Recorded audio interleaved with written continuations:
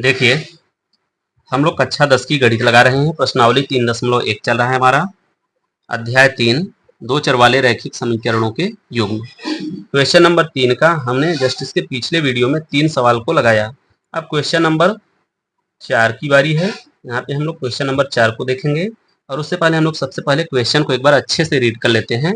देखिए question number 3, अनुपातों a1/a2, b1/b2 और c1/c2 की तुलना कर ज्ञात कीजिए कि निम्न रैखिक समीकरणों के युग्म संगत हैं या असंगत। तो हम लोग क्वेश्चन नंबर 4 के बारे में बात करेंगे। तो सबसे पहले हम लोग क्वेश्चन नंबर 4 को लिख लेते हैं। क्वेश्चन नंबर आपका 3 का चौथा क्वेश्चन है। 5x - 3y बराबर 11 हमारा यह पहला समीकरण है।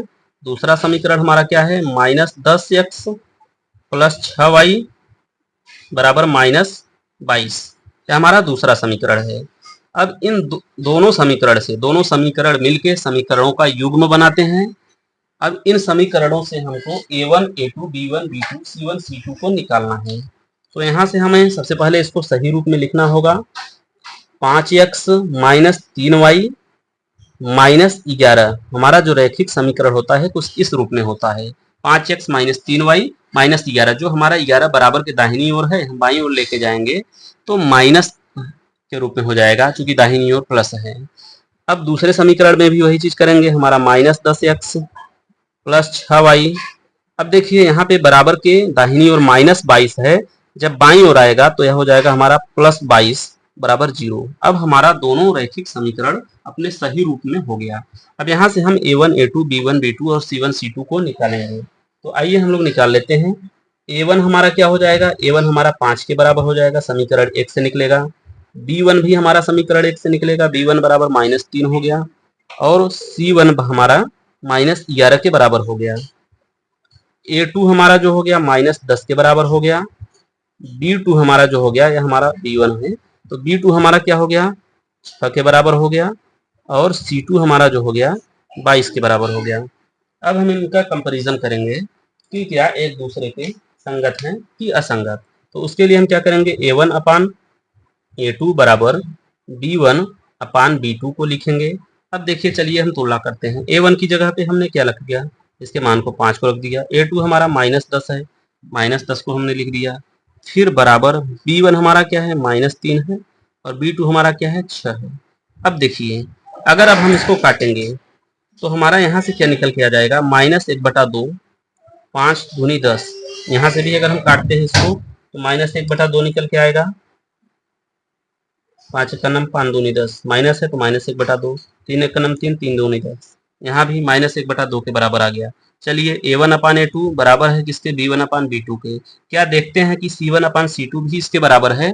तो हम फिर यहाँ पे इस फार्मूले को और आगे बढ़ाते हैं, c1/c2। अब हम इसकी भी वैल्यू को यहाँ पे लिखेंगे। c1 हमारा क्या है, -11 है, और हमारा c2 कितना है, 22 के बराबर है।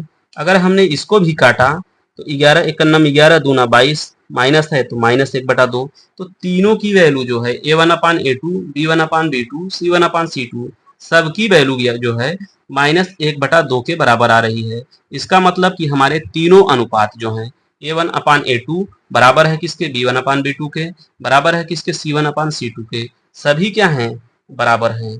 जब सभी बराबर हैं तो इसका मतलब क्या हुआ, ये जो दोनों रैखिक समीकरण दिए हैं एक दूसरे के संपाती होंगे। संपाती का मतलब एक दूसरे के ऊपर। जैसे कि हमारा अगर एक समीकरण यह है तो दूसरा समीकरण भी जस्ट इसके ऊपर से होके गुजरेगा, पूरी तरह से इसको कवर करते हुए। तो जब कवर करते हुए गुजरेगा तो एक दूसरे को अनेकों बिंदु पर एक दूसरे के साथ संपर्क होंगे, अनेकों बिंदु पर स्पर्श करेंगे। तो इसके पास क्या होगा, अनेक हल होंगे, अनेक अनगिनत हल होंगे। तो दिए गए रैखिक समीकरणों के की संपाती हैं, यहाँ हम लिखेंगे दिए गए रैखिक समीकरण एक दूसरे के संपाती हैं।